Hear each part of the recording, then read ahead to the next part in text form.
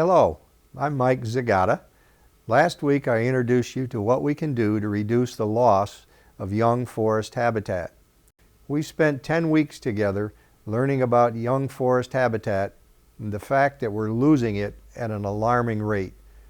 So the question becomes, how do we recognize good grouse and woodcock habitat when we see it? First, we think back to an earlier session where we talked about what makes habitat.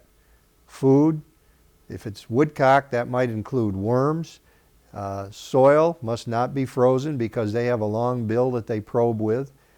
And we need to think about the importance of spring seeps, because if the woodcock are moving north and get caught in a snowstorm, they need to be able to feed where the ground isn't frozen.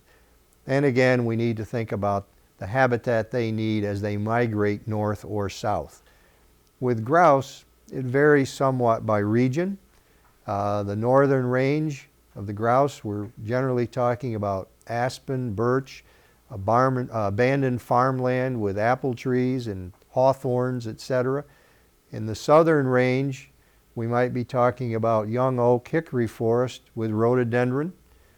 And we need to think about what season we're in. We have to be able to tie the food to the changing needs during winter and spring.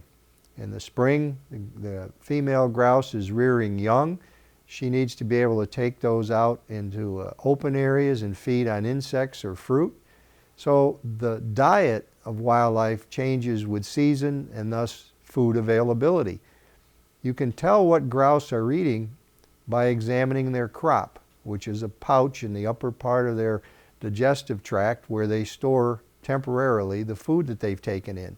And by examining the crop, you can actually tell what the grouse is feeding on, and if you know where that kind of fruit or vegetation is found elsewhere, that might be a good place to go pursue additional grouse. They also need water, they need shelter from the weather, and cover from predators to help them escape. That's often found in the form of what we call high stem density. What is high stem density? It's a fancy term. It really means thick brush, and if you walk through it, you'll recognize high stem density.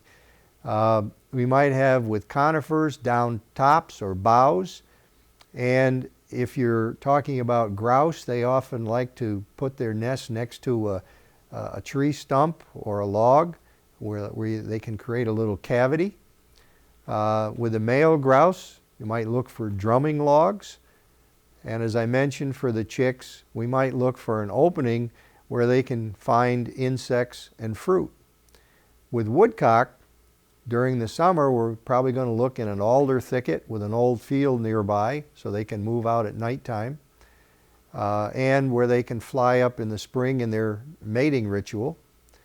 And in order to provide these conditions, we need to engage in active, ecologically sound forest management. We need to do this on public lands at all levels, local, state, and federal, and on private lands, both industrial and non-industrial. RGS's team of biologists can help you do that. If you're interested in learning more or joining RGS, please visit our website or give us a call.